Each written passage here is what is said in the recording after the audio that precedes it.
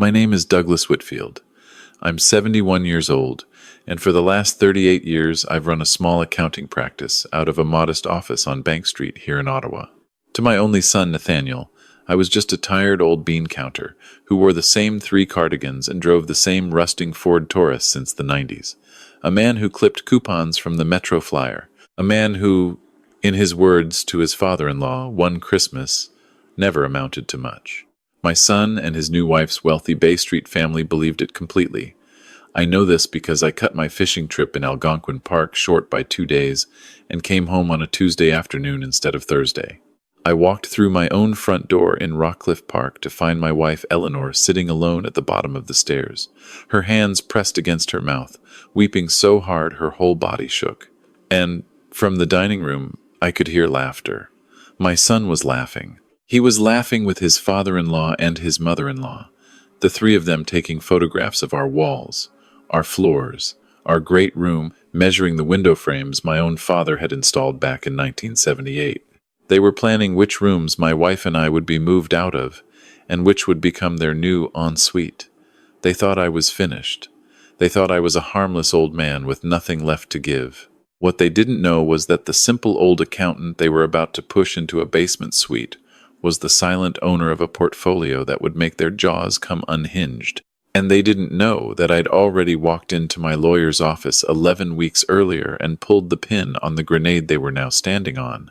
Before I go any further, tell me in the comments where in this beautiful country you're listening from.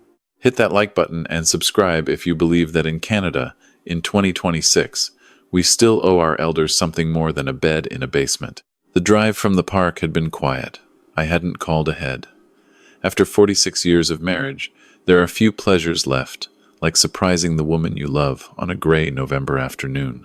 I'd stopped at Farm Boy on the way home and picked up Eleanor's favorite butter tarts, the ones with the raisins she pretends to dislike. I turned my key in the front door, and the warmth of the house hit me, along with the smell of Tim Hortons dark roast and something else, something expensive and floral that didn't belong in our home. "Elle," I called out, setting my duffel bag down in the foyer. "Sweetheart, I'm home early." There was no answer, only the sound of laughter rolling down the hallway from the dining room, and underneath it, a sound that made my chest go cold, a wet, broken sob. I found my wife on the 3rd step of the staircase, still in her housecoat and slippers, even though it was nearly 2 in the afternoon. Her silver hair was unbrushed. Her eyes were swollen red. When she saw me, she didn't move. She just looked up at me like someone who had been drowning in silence for hours and couldn't quite believe a rescue had come. "Doug," she whispered. "Oh my God, Doug, you're not supposed to be back until Thursday." I crossed the foyer in 3 steps and knelt down. "Elle, what's wrong? Sweetheart, who hurt you?" She pressed a shaking hand over her mouth. "Nathaniel, he's here. And her family. They're in the dining room. Doug, they came in with a contractor, a man with a tablet. They've been measuring everything for almost 2 hours. They told me, her voice cracked. "Told you what?" I asked, my voice level. "That we're moving out of our bedroom, that they already spoke to a realtor, that there's a very nice bungalow in a retirement community out in Barrhaven she couldn't finish." I stood up slowly. Every joint in my 61-year-old knees protested, but I barely felt them. I helped Eleanor to her feet, guided her to the living room couch, and draped the wool blanket her mother had knitted us in 1981 around her shoulders. I kissed her forehead. "Stay here, sweetheart," I said. "Just stay right here. I'll be right back." The walk down the hallway to my own dining room felt like the longest walk of my life. I could hear my son clearly now. Nathaniel, 39 years old, director of digital marketing at a firm in Canada, was laughing that high, performative laugh he'd started doing after he married Harper 18 months ago. I heard the clipped, Forest Hill vowels of his mother-in-law, Constance Ashford Delaney, the wife of a downtown Toronto investment banker who'd retired to a penthouse in the Byward market. And I heard Gregory Delaney himself, that low, self-satisfied chuckle of a man who had spent his career moving other people's money, and felt that made him a philosopher. I stopped in the doorway of my own dining room. The scene in front of me was so obscene I almost couldn't process it. My son had his phone out, filming. Harper, my daughter-in-law, was standing on my mother's antique maple dining chair in her stilettos, gesturing at the ceiling molding and saying something about crown treatments. Constance was running her hand along our built-in china cabinet with a look of mild disgust, as if she'd just discovered a stain. Gregory was pouring himself a generous measure of my Glenfiddich 21-year-old, the bottle my partners had given me on my retirement from the firm, into one of Eleanor's crystal tumblers. And on my dining table, spread across the tablecloth my wife had embroidered by hand, was a roll of blueprints. My house. Redrawn. Harper hadn't seen me yet. I mean, look, Mummy, this whole wall between the dining room and the kitchen has to come down. It's criminal. It's 1980s cottage energy. We open this up, we put in a proper scullery, and Nate and I have the open concept we've been dreaming of. Darling, you're absolutely right, Constance said. And the basement suite for Douglas and Eleanor, well, it's actually quite generous, isn't it? There's a 3-piece bath. They'll be very comfortable. Gregory raised his glass. To family looking after family. My son, Nathaniel, my boy, my only child, raised his coffee mug and clinked it against his father-in-law's tumbler. To family. Nathaniel. My voice wasn't loud, but it cut through that room like a scalpel. Nathaniel's phone clattered onto the hardwood floor. Harper's head whipped around so fast she nearly lost her balance on the chair. Constance's hand froze on the cabinet. Gregory stopped mid-swallow. Dad. My son's face went white. Dad, what are you? You weren't supposed to be home until... Until what, son? I said quietly. Until the paperwork was done? Until my wife was all moved out of her own bedroom? Harper stepped down from the chair, smoothing her blazer. Her smile was the kind of smile taught at private schools. Douglas, she said warmly, we were going to call you.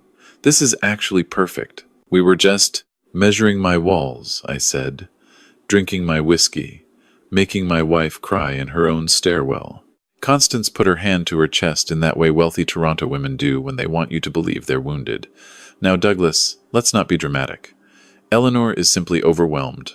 We understand that change is difficult at your age. That's why we came here today. To help. To take the burden off. You've both worked so hard for so long. It's time to let the next generation carry the load. The load, I repeated. This house, Gregory said, swirling his my whiskey, is far too much house for 2 people in their 70s. The maintenance alone. The property taxes in Rockcliffe Park are eating you alive, aren't they, Douglas? Nathaniel's mentioned it to us for years. How you scrape by. How you've had to help him make ends meet. We'd like to reverse that dynamic, permanently. I felt something inside my chest go very, very still. Nathaniel told you I've been scraping by, I said. Well, hasn't he been helping you with expenses? Constance asked innocently. He mentioned that Harper and he send you a little something each month to help cover the hydro and the groceries, which, you know, is very Canadian of him, very decent. But it's not sustainable. We thought a more permanent arrangement. I turned and looked at my son. Nathaniel couldn't meet my eye. He was staring at the floor, at his phone, at the crown molding. Anywhere but my face. In my entire life, I had never taken $1 from my son. Not one. I had paid off my mortgage in 2004. I had paid for his undergraduate degree at Queen's and his MBA at Rotman out of pocket. I had given him and Harper $50,000 as a down payment gift on their condo in Westboro the day they got engaged. The idea that this boy had sat across dinner tables in a Yorkville restaurant, drinking $100 bottles of wine paid for by Gregory Delaney, and told his in-laws that he was supporting his pensioner parents, it was a lie so ugly and so deep, it left me breathless. Nathaniel, I said, look at me. He slowly raised his eyes, and in that moment, I saw something I had never seen on my son's face before. I saw weakness, pure, undiluted, adult weakness. The weakness of a man who had traded his spine for a seat at a table where he didn't belong. Your mother is crying on the stairs, I said. These people you invited into my home are drinking my whiskey. And you're filming the walls of the house where you grew up so you can show a contractor which ones to tear down. Tell them to leave, right now. Pick up your phone, tell them to leave, and maybe we can start to fix this. Nathaniel opened his mouth. He looked at Harper, he looked at Constance, he looked at Gregory, and then he straightened his shoulders and did something I will remember until the day I die. He laughed. A small, nervous, dismissive laugh. "Dad, come on," he said. "Don't be like this. You're embarrassing me. You're embarrassing yourself. This is happening. Harper and I have talked about it. Her parents have talked about it. We're all in agreement. You and Mom are not getting any younger.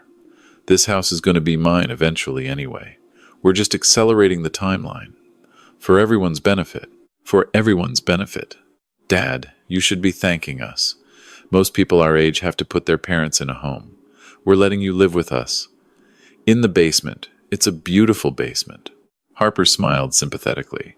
"We'll even put in a stair lift, Douglas. Eventually. When you need it." Something in me went past rage and out the other side into a kind of crystal clarity. I looked at my son. I looked at the four of them. I took one long, slow breath. "I see," I said. "All right." And then I turned and walked out of my own dining room. I went back to the living room. Eleanor was still on the couch, her blanket pulled tight. I sat down next to her, took her hand, and kissed her wedding ring. "Elle," I said quietly, "get your coat, your real coat, the good one, and put some boots on. We're leaving." "Leaving?" she whispered. "Doug, we're going to a hotel," I said. "And then, first thing tomorrow morning, we're going to a lawyer's office. And I am going to tell you something I should have told you 40 years ago, but I am going to tell you everything tonight. Please, sweetheart, trust me. Just for the next 12 hours. Trust me." Eleanor looked at me, and for the first time since I'd walked through the door, her eyes cleared. She nodded. I walked her out of the house and down the front steps. Nathaniel appeared in the doorway, Harper behind him, Constance and Gregory crowded in the hallway like spectators at an auction. "Dad!" Nathaniel called after me. "Where are you going? Don't be ridiculous. Dad!" I helped Eleanor into the Taurus. I didn't answer. "You said you wanted to take over?" I said quietly. "To no one and to everyone. So take over." I got in the driver's seat, and I drove us away from the only house either of us had ever owned. I took her to the Chateau Laurier. At the front desk, the night manager, a woman named Helene, who had checked me in perhaps a dozen times over the years, smiled and said, "Mr. Whitfield, it's lovely to see you. Your usual?" Eleanor stared at her, then at me, her mouth slightly open. "The corner suite, please, Helene," I said. "And would you send up a tray? Something hot. Tea, soup, whatever the kitchen can do." In the elevator, Eleanor finally found her voice. Doug, how on earth this room must be $600 a night. We can't—" "Elle," I said gently, "just let me get you upstairs. Let me get some soup into you. And then I am going to tell you the truth about everything, and I am so sorry I didn't tell you sooner." The suite had a view of the Parliament buildings, lit up against the early dark November sky. Eleanor sat on the edge of the sofa, still wearing her good wool coat over her housecoat. I poured her a cup of tea from the tray the hotel had sent up, added the 2 sugars she takes, and pressed it into her hands. Then I picked up my phone and I made the most important call of my life. It rang twice. Margaret Okonkwo. "Margaret, it's Douglas." A sharp intake of breath. "Douglas, it's almost 4 in the afternoon on a Tuesday. You only call me from your personal line when—" "It's time, Margaret." There was a long silence. Then, in the clipped professional voice I'd heard her use in the Supreme Court of Canada, "Are you instructing me, as the executor of the Whitfield Family Trust and your legal counsel of record, to formally activate Clause 9? "I am." "Douglas, you understand this is not a reversible action. He came home today with her parents and measured the walls, Margaret. He told them for the last year that he's been financially supporting me and Eleanor. He laughed at me when I asked him to make them leave. Yes, activate Clause 9. Consider it activated. I need you and Eleanor in my office at 9 tomorrow morning. Osgood, 20th floor. I'll have everything ready. We'll be there." I hung up. Eleanor was staring at me over the rim of her teacup, her hands steady now, her eyes very, very clear. "Douglas Whitfield," she said softly. "Who are you?" I sat down across from her. I took her hands in mine, and I told her the truth I had kept from her for 34 years. I said, do you remember in 1991 when I told you that my accounting practice had done well enough that we could pay off the mortgage? Of course, that wasn't the whole story. In the late 80s, one of my clients was a small software company out of Canada. They were struggling. They couldn't pay my invoices. They asked me if I would accept equity instead. And I did. 6% of the company. I forgot about it for years. In 1999, that company was bought by an American firm. My 6% became a little over 11 million Canadian dollars. Eleanor's teacup trembled. 11 million. I never told you because I was terrified. My father was a steel mill worker in Hamilton, L. He worked until his hands bled, and my mother scrubbed floors in a hospital. And I watched my cousins, the ones whose parents struck it rich in real estate in the 70s, turn into the kind of men who couldn't hold a job, who couldn't stay married, who drank themselves into early graves because they'd never had to be hungry. I looked at our baby son, our Nathaniel, and I swore to God I would not let money ruin him. I went to Margaret Okonkwo, and we set up a family trust. The trust bought this house outright. The trust paid for Nathaniel's schooling. The trust paid for our lives, quietly, invisibly, while I kept working at the practice and kept our lifestyle exactly where it had always been. $11 million, Doug. 37 million now. L. Conservatively managed since 2001 inches a mix of blue-chip dividend stocks, Canadian index funds, GICs, and rental properties in Centertown. Margaret has handled it all. I take a modest draw from it every year, just enough to supplement my CPP and OAS, which is why we've always been comfortable but never flashy. And the house? The house belongs to the trust, sweetheart. Not to us personally. We are the lifetime tenants. And Nathaniel? I looked at my wife of 46 years. Nathaniel, I said slowly, was the sole primary beneficiary of that trust. He was going to inherit all of it on our deaths. Until 11 weeks ago. 11 weeks ago? What happened 11 weeks ago? Margaret got a phone call from the general manager at the Bank of Montreal branch that administers the trust's accounts, I said. It seems our son, accompanied by his father-in-law Gregory Delaney and a lawyer from a firm on Bay Street, made an appointment at that branch. They came in with a stack of documents. They petitioned the bank to have me declared mentally incompetent, to have my signing authority over my own trust removed, and to have Nathaniel installed as the emergency conservator of the assets. Eleanor made a sound I will never forget. A small, wounded animal sound. They claimed, I continued, that I had begun displaying signs of early-stage dementia. They submitted an affidavit. They said I was withdrawn, that I wore the same clothes repeatedly, that I drove a car that, quote, no person of sound mind and adequate resources would continue to drive. They said I lived in, quote, irrational austerity, which was, quote, a classic symptom of cognitive decline in elderly males. They asked the bank to freeze my authority and transfer emergency control to Nathaniel. Oh my God. The bank manager has known me for 22 years, L. He called Margaret within an hour. Margaret called me, we had a long talk, and I made a decision. I decided to wait. Wait for what? Wait and see what they did next. Because I couldn't quite believe, I couldn't quite believe my own son had done this. Part of me still hoped it was Gregory Delaney's idea, that Nathaniel had been pressured, that he would come to his senses and come to me and confess. So I waited. I watched. And today, he brought them into our home to cut up the walls. Eleanor was weeping, but her tears were different now. They were the tears of a woman who had just watched something die. Clause 9, she said. Margaret said, Clause 9. Clause 9 of the trust, I said, states that any primary beneficiary who commits an act of financial, emotional, or physical harm against the founders, meaning you and me, is immediately and permanently disinherited. No recourse, no appeal. Margaret designed it as a shield. I never thought I'd have to use it, but today I used it. Nathaniel has just lost the trust. Where does it go? To the contingent beneficiary, who is your sister's daughter, Robin. Eleanor put her hand to her mouth.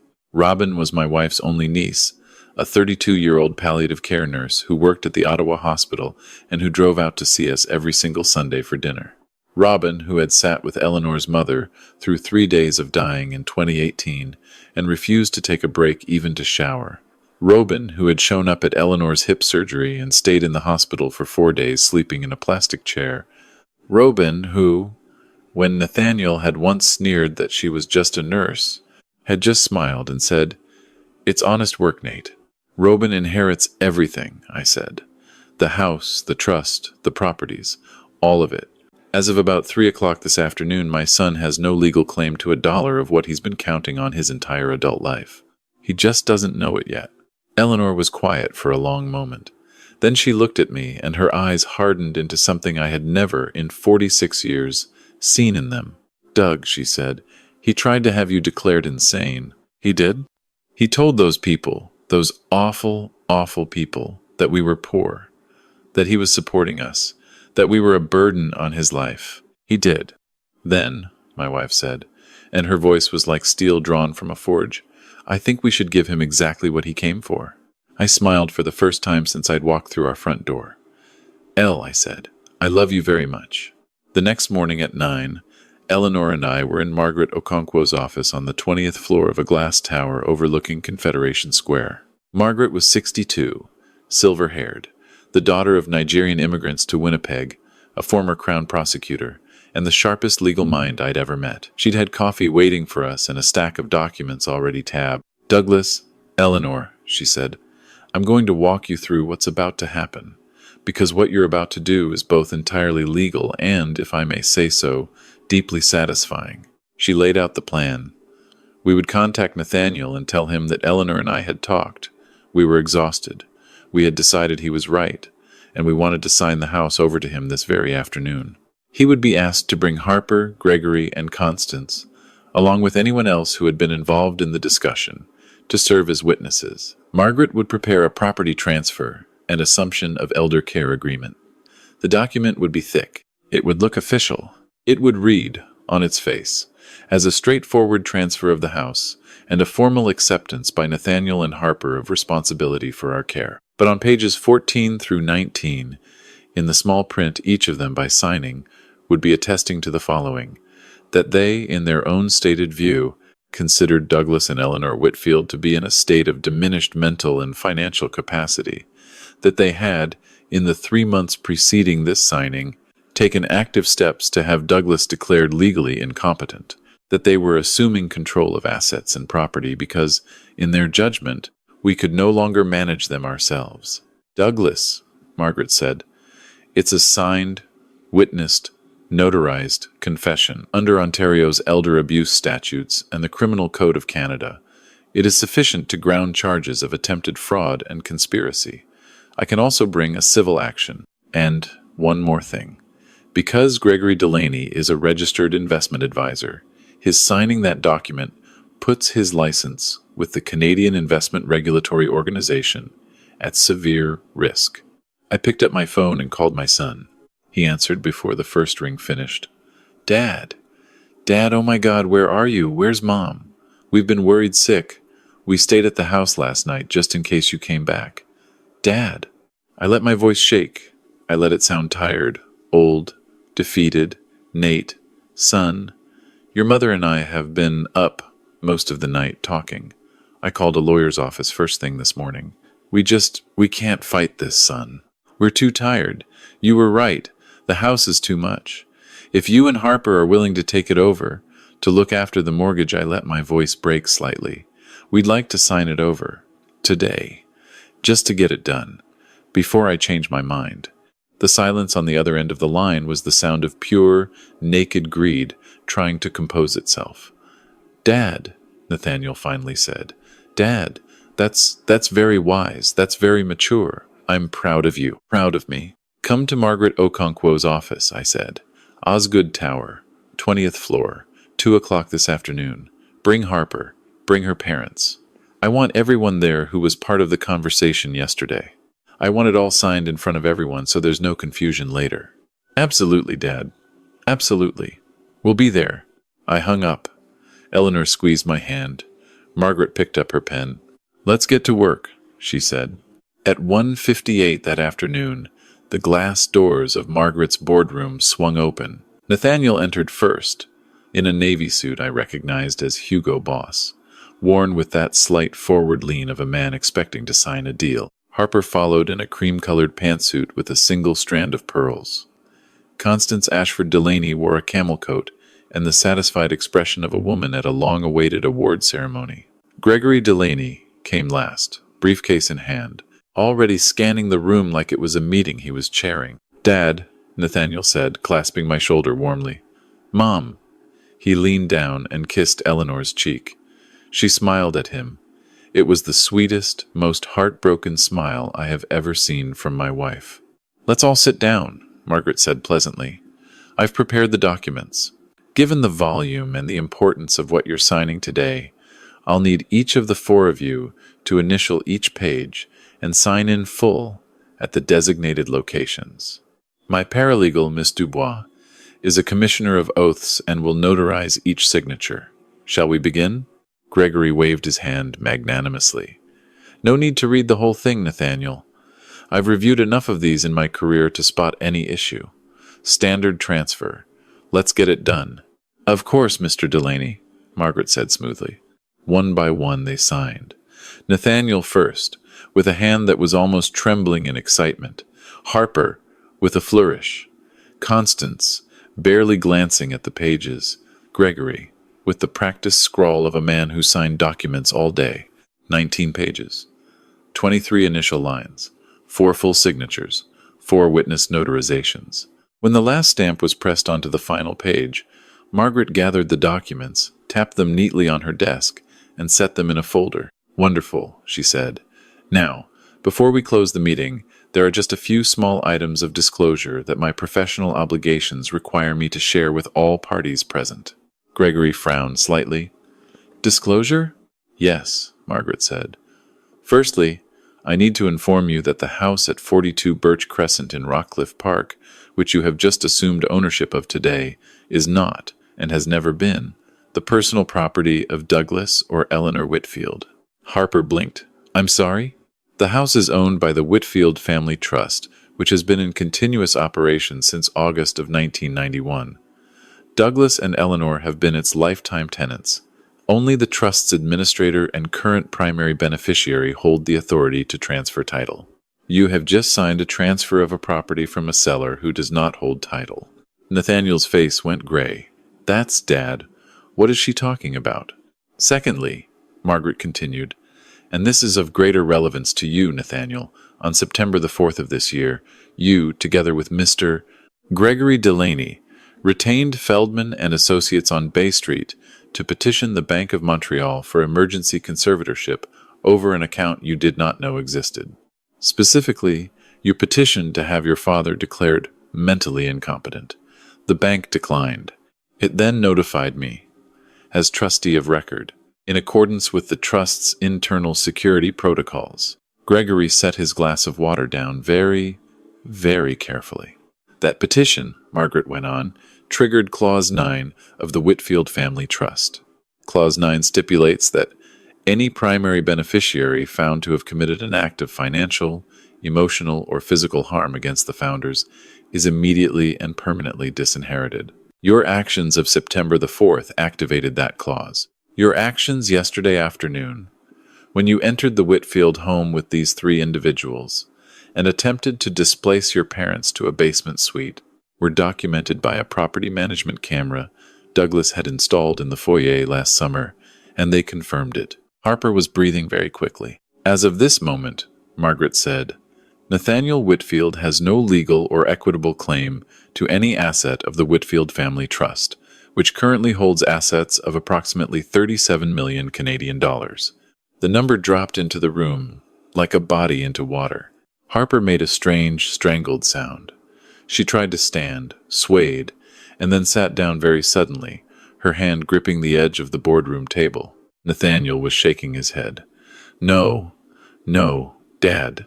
This isn't, you don't have $37 million. You drive a Taurus. I was a steelworker's son, Nate, I said quietly. I drive the Taurus because I like the Taurus. Thirdly, Margaret said, and this concerns all 4 of you, the document you have just signed in addition to transferring a property you cannot legally receive, also contains, on pages 14 through 19, a full attestation that you consider Douglas and Eleanor Whitfield to be of diminished mental and financial capacity, and a full confession that you have, in the past 3 months, taken active steps to have Mr. Whitfield declared legally incompetent. Each of you has signed it. Each of your signatures has been notarized. 4 copies have been filed with the Law Society of Ontario, and a 5th has been transmitted this morning to the RCMP's Elder Fraud Unit. Gregory Delaney's face had gone the color of raw oyster.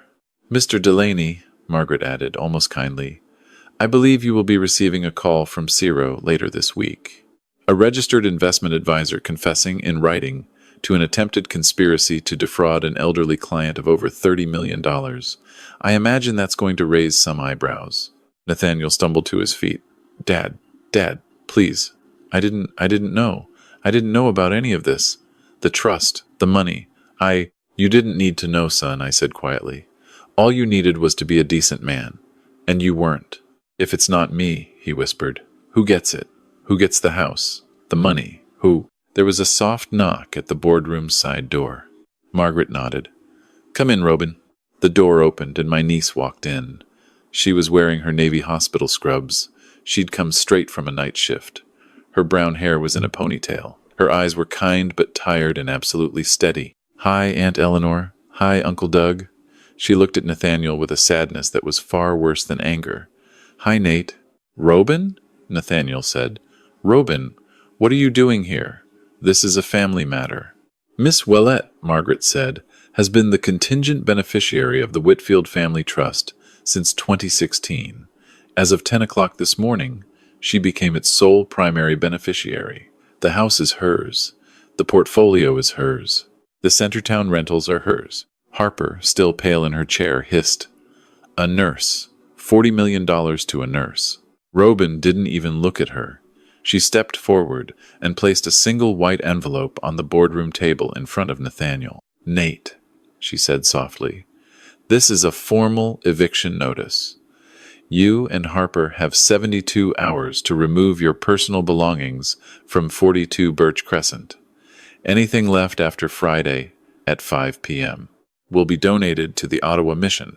I'm so sorry, Nate. I really am. Nathaniel collapsed into his chair. He looked at me. Tears were streaming down his face. Dad, please, say something. I'm your son. I'm your son, Dad. I looked at my son for a long time. You're my blood, Nathaniel, I said. But Robin is my family. She's the one who drives 40 minutes every Sunday to have dinner with your mother. She's the one who sat with Grandma Whitfield for 3 days while she was dying. She's the one who calls just to talk. You are my son. But somewhere along the way, you stopped being my family. And I waited and waited and waited for you to come back. And instead, yesterday, you brought a contractor and measured my walls.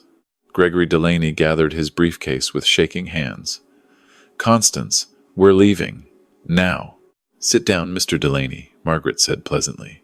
We haven't discussed your and your wife's personal exposure in the civil action I'll be filing on Monday, or the Law Society complaints, or the criminal referrals. Please, sit. Have some water. We've only just begun. 6 months later, I sat in my own kitchen, the one with the 1980s cabinets my father-in-law had helped me install, and I read the morning Ottawa Citizen while Eleanor hummed at the stove. Gregory Delaney had lost his Ciro license in February. Constance had been named in the civil suit and had quietly moved back to a smaller condo in Toronto. Harper had filed for divorce from Nathaniel the day after the eviction, which surprised no one. Her name had, it turned out, always been on a prenup drawn up by Gregory himself, and it protected her assets from Nathaniel, not the other way around. As for my son, he lived in a one-bedroom rental in Vanier. He'd lost his job at the marketing firm when the story quietly circulated through his professional network. He worked now at a hardware store on Montreal Road, 5 shifts a week, on his feet. And on the first Saturday of every month, he drove out to 42 Birch Crescent in a used Corolla. He mowed the lawn in the summer and shoveled the driveway in the winter.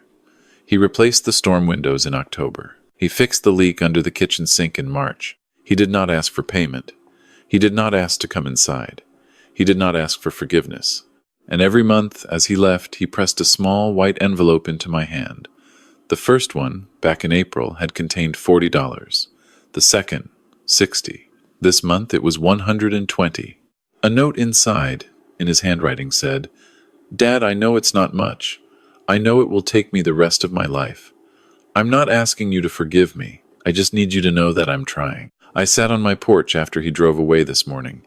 Eleanor brought me out a cup of coffee, kissed the top of my head, and went back inside.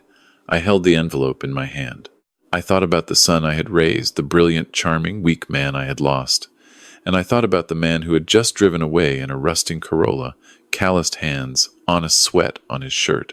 I had lost the son I thought I wanted. But in the wreckage of everything, I had found something I had prayed for my whole life. I had found a man who was paying his debts, a man who was learning that character is not something you inherit. It's something you build, one honest envelope at a time. The lesson, I think, is this. Harper and her family understood the price of everything and the value of nothing. They looked at my Taurus and saw poverty. They looked at my cardigan and saw weakness. They looked at a quiet old accountant in Rockcliffe Park and saw prey. But here, in this country, in Canada, the people who built our hospitals and our bridges and our schools and our small businesses were often quiet, cardigan-wearing men and women who drove old cars and never raised their voices. Respect those people. Love them. Honor them. Because when you underestimate a Canadian elder who has watched his country build itself out of nothing, you will find, as my son found, that the mountain you've been climbing all your life belongs to him. What did you think of Nathaniel's long road home? Do you think he earned the right to stand on that porch? And who, in your view, was the real villain of this story? Tell me in the comments. And if this story moved you, please hit that like button, subscribe, and share it with someone who needs to be reminded that in this country our elders are not a burden. They are the foundation everything else is built on.